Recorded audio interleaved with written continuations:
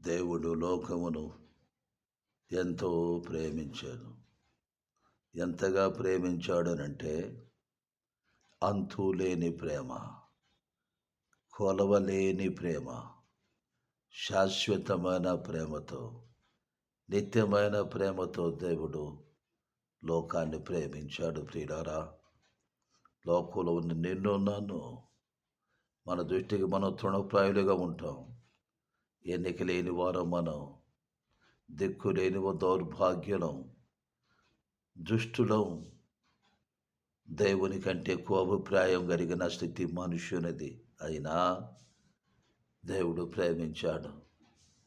ఎందుకంటే తన స్వహస్తాలతో నిన్ను నన్ను చేసుకున్నాడు కనుక, నేల నుండి మట్టి తీసి బొమ్మగా రూపించి నరునిలో జీవవాయువుని వదుగా నరుడు జీవాత్మ అయ్యాడు. తన స్వహస్తాలతో చేయబడిన వారం మనం కనుకనే నశించిపోవటానికి ఇష్టం లేక, నరకానికి వెళ్ళటం ఆయనకి ఇష్టం లేక, ఆయన నిన్ను రక్షించారని దేవుడే మానవ రూపిగా లోకానికి వచ్చాడు. దేవుడిగా దిగి వస్తే లోకం నిలవలేదు. కోటి సూర్య తేజస్సు కంటే అధికమైన కాంతి కలవాడు ఆయన, అధికమైన స్థితి శక్తి కలిగిన వాడు. అటువంటి దేవుడు దేవుని రూపాన్ని విడిచాడు, మానవ రూపం ధరించాడు. ఆయన మహిమని విడిచాడు, సింహాసనాన్ని విడిచాడు, వైభవాన్ని విడిచాడు. ప్రభునందు ప్రియులారా, మానవ రీతిగా మన యొద్దకు వచ్చి మన స్థానంలో, మన జన్మ జీవిత పాప దోషపు శిక్షాస్థానంలో ప్రభు నిలిచి మన శిక్ష తాను భరించి తన రక్షణ మనకిచ్చాడు, తన జీవాన్ని మనకిచ్చాడు. విశ్వసించిన వారికి, నమ్మిన వారికి, నమ్మితే రక్షణ అన్నాడు, నమ్మకపోతే శిక్ష అన్నాడు. అవును ప్రియులారా, దేవుని ప్రేమను చులకనగించి తేలిగ్గా ఎంచి ఆయనే కాపాడుకోలేకపోయాడే, మనల్ని ఎలా కాపాడుతాడనుకుంటున్నావు? కానీ ఆయన కృపా సత్య సంపూర్ణుడు. ఆయన కృప ఏముంటుందంటే, రక్షించు, వాడు పోనీలే, వాడి పాపి, వాడికి తెలీదు అని కృప అంటుంది.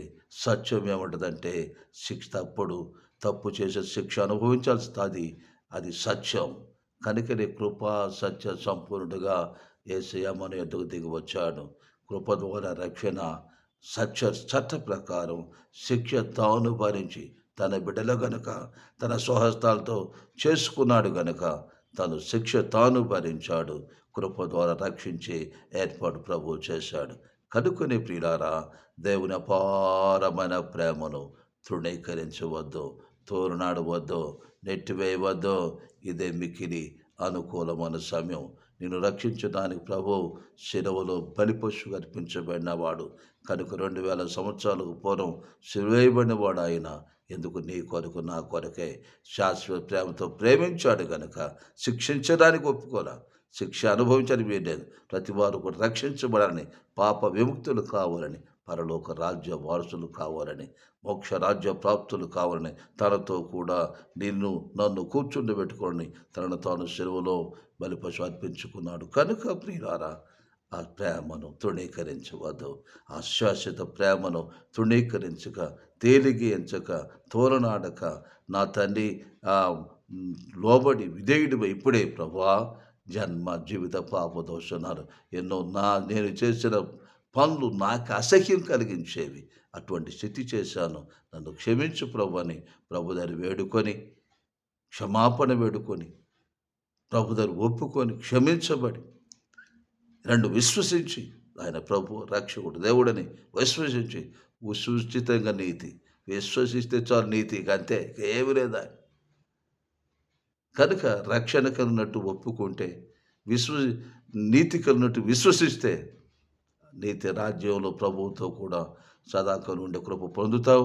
అటువంటి కృప ప్రభు నీకు నాకు మనందరూ దయచేయును గాక. దేవుడి మాటలు దీవించును గాక. ప్రియతండ్రి, స్తోత్రములు. విత్తబడిన వాక్యం నేను గడుదాలు ఫలించి మహిమనందమని యేసయ్య నామములో వేడుకొనుచున్నాము తండ్రి. Amen, amen, amen.